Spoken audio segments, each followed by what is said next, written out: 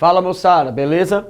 Ó, como a gente estava vendo, a gente começou a falar da origem da filosofia na Grécia Antiga.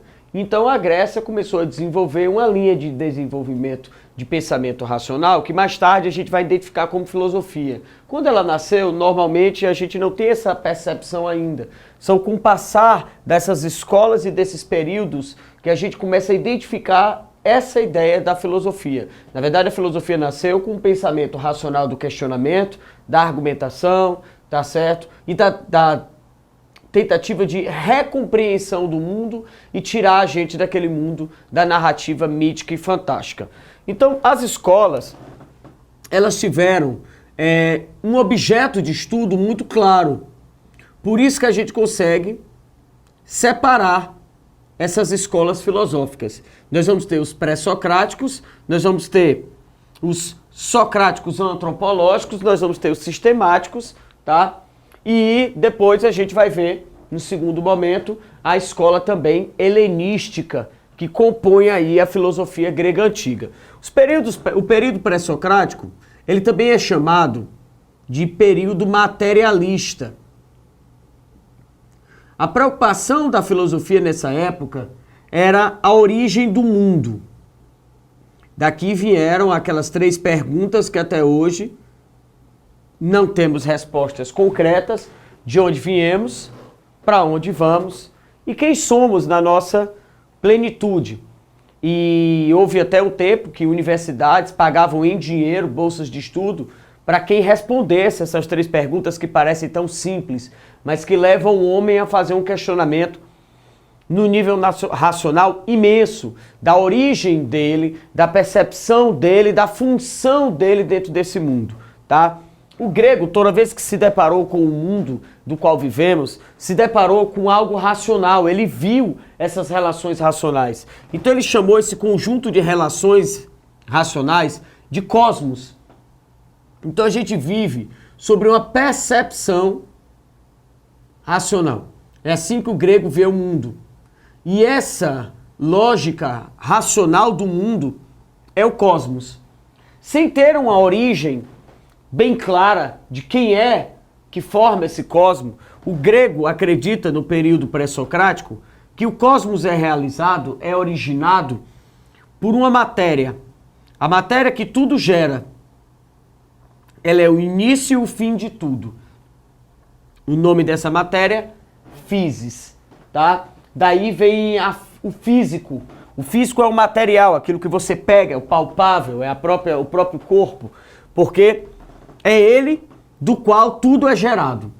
Logicamente que o grego acredita que essa matéria sozinha não consegue gerar o que somos, porque se tudo que vimos é a physis, essa matéria, por que existem coisas tão distintas como uma pedra, uma água, uma ave e a gente? Essas perguntas vão ser respondidas pelos gregos através da continuidade dessa linha de raciocínio. Ele acha que o mundo vive em movimento constante. O nome desse movimento é kinesis, ou kinesis, alguns autores colocam um acento aqui. Então, esse movimento constante do mundo, um movimento racional, é um movimento que tem uma ideia clara, não necessariamente que a gente a compreenda. Ele é realizador de tudo que nós vemos e é o movimento que gera o que a gente percebe. Então é a kinesis, ao mover a matéria, que gera o que a gente sabe sobre ela. Então o que é o corpo humano? É essa physis, tá? Em um movimento específico racional, do qual é controlado por essa ordem maior que é o cosmos, e essa ordem, ao fazer este movimento na matéria, gera o corpo humano. Ao fazer um movimento distinto, ele gera essa pedra ou a água, ok? Beleza? Mas eles acreditam que todos eles, pedra, água, ave, a gente, são feitos desta mesma matéria original, porém, passando por movimentos distintos. Esse movimento, ele é contínuo, e esse movimento contínuo, ele pode ter uma ordem de movimento. A ordem do movimento é o devir. Quando as coisas saem da ordem do movimento, a gente diz que elas saíram do seu devido lugar. Quando elas estão dentro daquela ordem, elas estão no seu devido lugar. Quando elas saem, elas estão indevidas. Vou lhe dar um exemplo. Lógico que sobre o aspecto literário é mais fácil da gente fazer isso, tá? Vamos lá, um ser humano, ele é formado de física, tá? Dessa matéria. E ele faz um movimento contínuo. Continuamente a gente está em mudança, ok? Concorda comigo que a gente está constantemente mudando? A pessoa que você é agora, tá? Daqui a 1 hora é outra pessoa. Os gregos acham que a matéria se transforma em contato com a outra matéria, tá? E se você observar, nós estamos sim mudando, porque a gente vai envelhecendo, tá certo? Então a gente foi bebê, feto, né? A gente nasce, cresce e desenvolve, chega ao ápice da estrutura física e começa a definhar a morte. Então o devir seria esse. Aí quando você pega aquele filme sensacional do Curioso Caso de Benjamin Button, você vê que ele rompe com o devir natural. Porque ele é um feto, ele nasce, mas ele nasce velho e ele vai rejuvenescendo, tá? Até amadurecer. Esse estágio de amadurecimento, ele acontece igual aconteceria uma pessoa comum. Os dois passam pelo kinesis. Esse é o grande drama do filme. Esse é o grande drama dele com a mulher que ele o ama. Porque ela o quer e ele a quer. Querem constituir família, querem constituir uma história, só que ele tem medo do que vai acontecer dessa história na continuidade do devir dele. Os dois vão passar pelo mesmo movimento, mas a ordem é contrária. Ele primeiro vai envelhecer para rejuvenescer, ficar bebê e morrer. E a pessoa vai crescer, vai amadurecer e vai envelhecer. Então eles vão chegar em estágios diferentes passando pelo mesmo movimento. Tá certo? Geralmente o devir, quando ele está fora da ordem, é observável que houve alguma intervenção. Geralmente essa intervenção seria divina, mas hoje o ser humano, esta criatura tão racional, consegue, sob seu aspecto de impacto ambiental e produção de instrumentos tóxicos, químicos, que não existiam em natureza, que foram sintetizados, consegue mexer no devir das coisas. Ele mexe no devir dos animais, provocando mutação, tá? Ele mexe no devir do fluxo da água. A água continua em movimento, mas ele interrompe esse movimento normal, ok? Ele interrompe essa ordem normal do movimento, que isso só caberia aos deuses, ok? Essas escolas pré-socráticas, elas discutem sobre quem é essa physis e como ela se manifesta. A escola jônica, que tem o nosso primeiro filósofo oficial, Tales de Mileto, acredita que o physis que tudo gera é a água, e a água em movimento constante. E dependendo da relação desse movimento, é que vai gerar tudo que nós conhecemos. Heráclito já acha que é a água. O Tales, inclusive, foi aquele do relato que nós temos, de que dizia que quando você entrava num rio, ao sair do rio e entrar de novo, você é outra pessoa. Por quê? Porque a água do rio veio com você, então você tirou a água do rio e ele mudou. Mas a água no rio, em você, fora do rio, ela também muda a relação que você tem com a natureza. Então essa relação com a physis é que faz quem nós somos e por isso estamos em constante movimento. E eles são os defensores sempre de que é o movimento quem gera as coisas. Então uns dizem que é o fogo, outros dizem que é a água. Você vai ter o Anaximandro, que ele criou o que ele chama de physis, é apeiron. E para ele, apeiron é a única matéria que pode unir e separar e continuar existindo. Eu posso separar, eu posso fragmentar apeiron quantas vezes eu quiser e ele vai continuar existindo, tá? E eu posso uni-lo quantas vezes forem necessários, ele vai continuar existindo. Então o movimento de união e separação é que gera o que somos, tá? Se você quiser fazer uma relação direta, você tem uma afinidade muito com a biologia, eu acho que você está pensando já em célula. Aí o movimento celular, a célula se une, a célula se destrói, tá certo? Eu quebro a célula, eu tenho a célula se relacionando com outra, esses movimentos, tá? do microcosmos dos átomos. Então, quer dizer, os gregos tinham pensamentos racionais que hoje a ciência dá nome a esses elementos, ok? A escola itálica de Pitágoras acredita Pitágoras que são os números, aquilo de que qual tudo faz parte. A física nada mais é do que são os números. Aí você diz, professor, mas que dó de ver número em tudo. Se você quiser analisar o mundo pelos números, você consegue, tá? Se eu fosse me classificar como número, para Pitágoras eu ia dizer 1,70 m, tá? 79 quilos, ok? Aí vai dizer os diâmetros da pessoa, aí vai dizer Paulão, 1,70 m, tá? 78, Paulão, 78 quilos, pura masculinidade, força, tá certo? Como carne de porco, meu irmão, matou porco, um chute, tá certo? Como baião, como farofa, e que é o sol de Trigueiro, quando vai falar do solstício, tá certo? Que é o homem que Renato cita quando vai fazer suas aulas de física, e é o homem da equação, é o X de Raul Brito, tá certo? Fora que é o coração de Claudinho Neves. É Paulão, Paulão são números. Tá certo? Se eu quiser definir Paulão, define por número. Se eu quiser definir um espaço, você pode olhar essa lousa, mas você pode olhar por número. Você vai olhar diâmetro, você vai largura, comprimento, profundidade. Então Pitágoras não estava errado.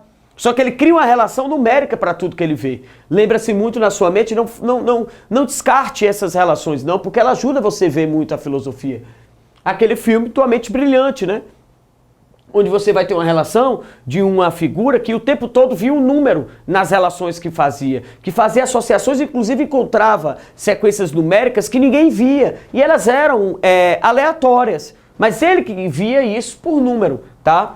Você tem a escola hielática, a heleática, do Parmênides, do Xenófanes e do Zenão, acredita já na disfunção do movimento. Zenão acha que o movimento é ilusório, nada está se movimentando. Nós é que temos a impressão de que nos movimentamos, tá? Então, para Zenão, que ele tem até uma relação da questão de uma flecha, se você solta, você tem um arco e flecha, você soltou a flecha, tá? Essa flecha, ela percorre um espaço, tá? E esse espaço que ela percorre, ela nunca chegará a lugar nenhum, porque, na verdade, ela nunca se moveu, porque os espaços que ela percorre são sempre os mesmos. Então, ela percorre intervalos. Esses intervalos não se movem, você é que pensa que ele se moveu, tá? Então, enquanto Zenão nega o movimento, Parmênides e Xenófanes acreditam em outra percepção, de que tudo é uno, tudo é um, e o um é Deus, porque Deus e um são eternos, imutáveis e perfeitos. Então, 2 para Parmênides nada mais é do que 1 mais 1. Se eu tenho 1000, eu tenho 1000 vezes 1. Ok? Nada mais é do que 1, porque ele não vai ser desfeito. Ele não consegue ser desfeito, tá? Veja que essas relações, para depois, vão aparecer, inclusive, concepções teológicas. Vão aparecer em concepções do surgimento do universo. Os gregos tinham essa percepção racional, só que a ciência grega, ela ainda não é experimental a ponto de a gente poder provar esses argumentos. Eles são apenas argumentos, mas eles são a base de toda a ciência que nós temos. Por isso que a gente diz que a filosofia, ela precede a própria ciência. Veja que muitas coisas que eu estou falando aqui, os gregos não tinham como provar exatamente, e hoje nós temos experiência científica para provar essas relações, ok? A atomística é outra relação incrível da escola pré-socrática. Quando Demócrito, Leucipo vão dizer que existe um objeto, physis, uma matéria, um átomo, que é indivisível e que tudo é gerado pelos choques aleatórios e imprevisíveis do átomo.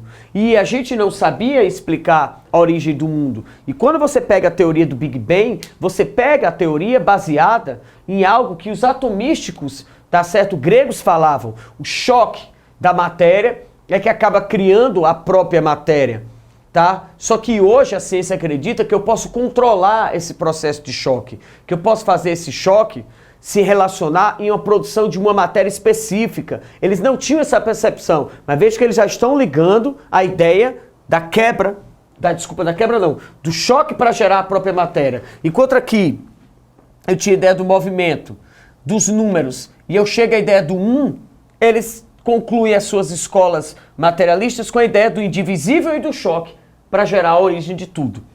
Os socráticos, eles não são depois dos pré-socráticos em questões cronológicas. É porque mudou a temática da linha de pensamento. Eles não querem perguntar sobre a origem do mundo. Eles estão vivendo um momento onde a polis, as cidades gregas, se desenvolveram. E dessas cidades-estado, a gente vai ter o destaque de Atenas, porque o período onde o período pré-socrático começa a se desenvolver é quando o comércio em Atenas começa a se desenvolver, existe uma expansão territorial, militar e econômica da cidade, e isso propiciou que mudasse a percepção de cidadania do grego ateniense. E essa cidadania, que ele chamava de arete, que vem de grupo superior, por isso aristocracia, esse grupo superior elitista grego, ser cidadão, antes do desenvolvimento da polis, era se dedicar às guerras, respeitar as tradições, os antepassados e a dedicação à área militar. Agora tem a ver com a discussão política, a democracia. Então a democracia mudou o perfil de cidadania e surgiu um novo perfil de filósofo, um filósofo que questiona o papel do cidadão na política. Os sofistas, que têm a grande capacidade de argumentação, de persuasão, mas que não são necessariamente éticos, não são necessariamente figuras moralmente corretas. Na verdade, os sofistas eram bem questionáveis, tá, em seus argumentos, mas eles defendiam a ideia de que você contra-argumente o que ele está dizendo. Se eu estou usando o argumento, você está questionando que esse argumento não é válido, cabe a você desfazer o meu argumento com o seu argumento, ok? Os sofistas vão receber duras e severas críticas de um contemporâneo chamado Sócrates, tá? Professor, é verdade que existe uma corrente de pensadores que alega Sócrates não existir, tá? Por ele não ter deixado registros escritos. Sim, existe uma corrente de pensadores que acredita que Sócrates é um personagem fictício criado por Platão, seu discípulo. E seria esse personagem tudo aquilo que Platão não tem coragem de falar diretamente. Platão e Sócrates, eles são críticos, tá, da sociedade ateniense, principalmente da política, mas a verdade é que Sócrates é um personagem muito mais ácido, muito mais direto, tá? E o menino Platão, ele cria uma estrutura de argumento onde ele critica sem dar os nomes aos bois, tá?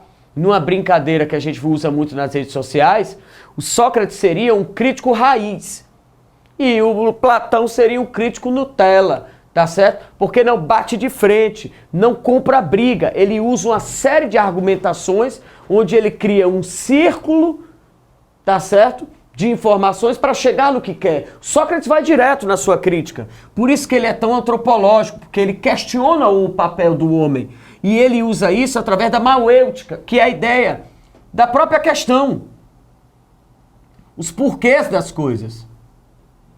Por que você está usando esse argumento?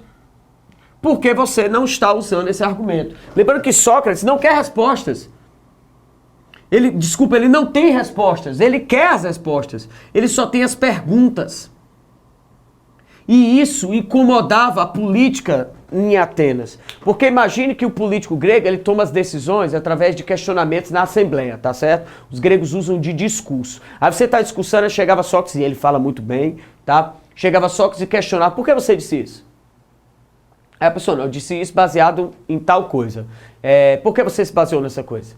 Não, me baseei nessa coisa porque essa coisa explica o que eu estava falando. Por que ela explica o que você estava falando? E aí vai chegar um dado momento que você vai questionar a pessoa a ponto que essa pessoa vai ver, e todo mundo também, que essa pessoa não tem certeza do que diz. Se ela voltar a pergunta para Sócrates, Sócrates vai dizer, eu também não sei, por isso estou lhe perguntando. Tá? O que ele está querendo fazer é você perceber que as pessoas querem dar conceito a tudo. As pessoas tudo sabem. Mas sabem baseado no que pensam que sabem. Quando na verdade não usam a essência das coisas.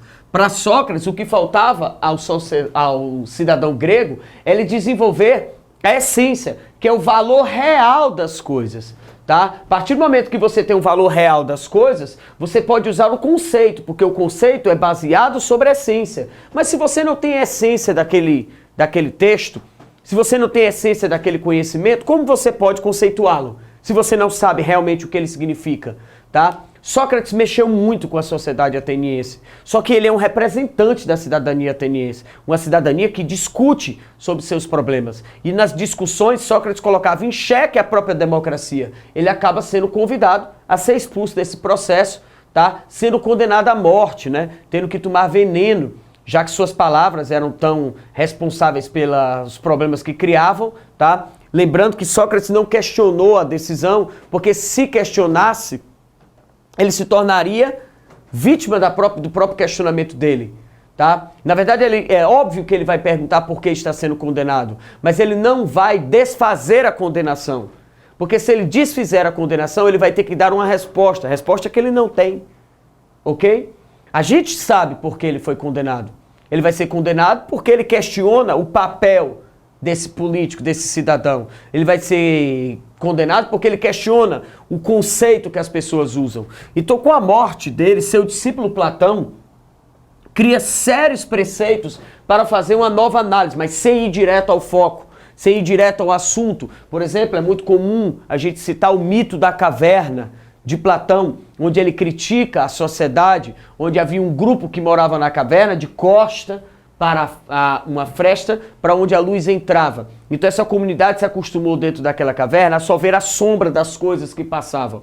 Quando um do habitante dessa caverna conseguiu fugir e enfrentou a luz e chegou até o lado de fora, ele viu que as coisas não eram o que a gente sabia, que as coisas não eram o que se via, porque se baseava-se na sombra, se baseava-se nos sentidos. E quando ele volta para dizer à sociedade o que realmente as coisas eram, ele colocou a sociedade em xeque e foi condenado, tá? E essa história é uma referência a Sócrates e a Atenas, mas ele usa um mito. Ele usa o mito da sociedade. Quando ele escreve a República, quando ele escreve o Banquete, quando ele vai descrever a sua percepção de cidade perfeita, de Atlântida, toda essa é uma relação crítica à sociedade ateniense, mas ele não coloca isso diretamente, tá? Então Platão vai dizer que se você não tiver um indivíduo que construa uma percepção moral, lembrando que a gente depois vai trabalhar com bem mais calma sobre ética e moral, tá? Mas a moral, ela cabe ao indivíduo, é a sua construção de percepção de papel no mundo,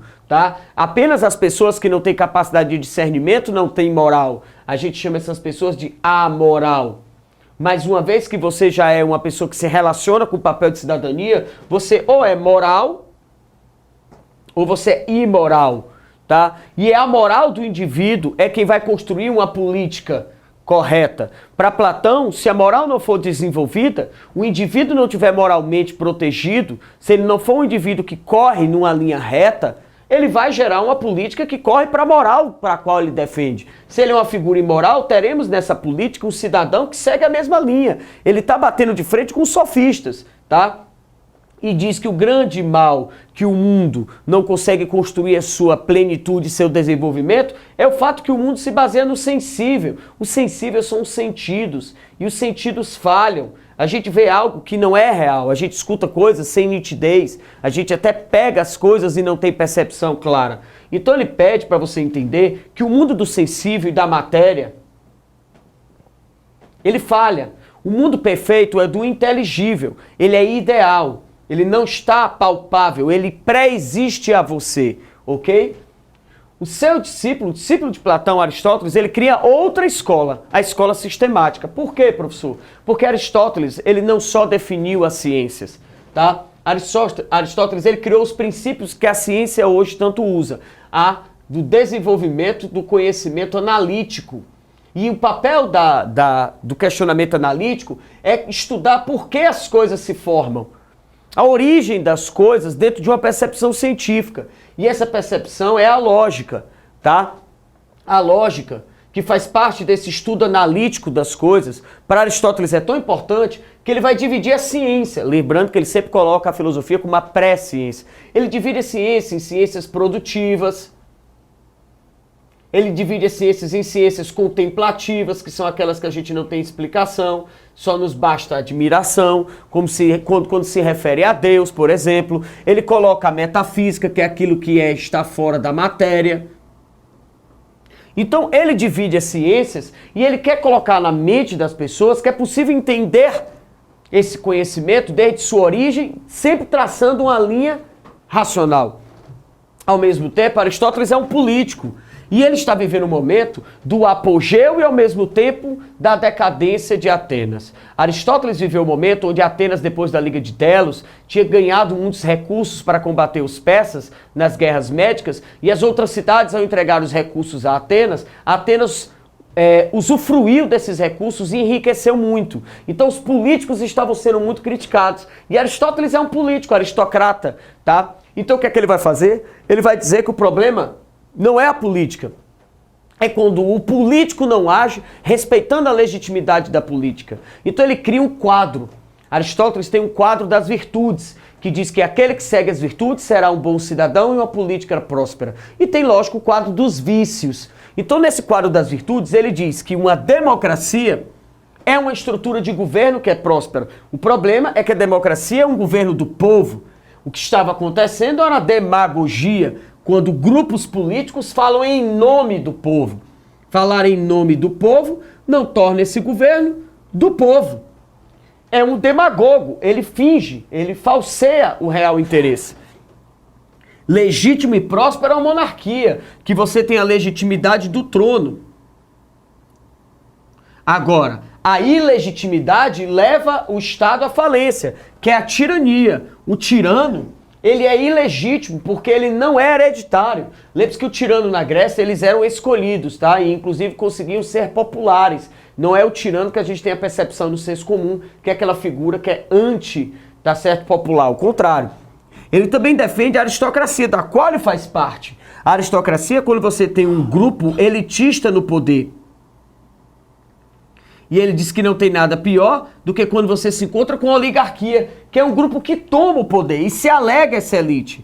É uma alegação de superioridade, é uma imposição de superioridade.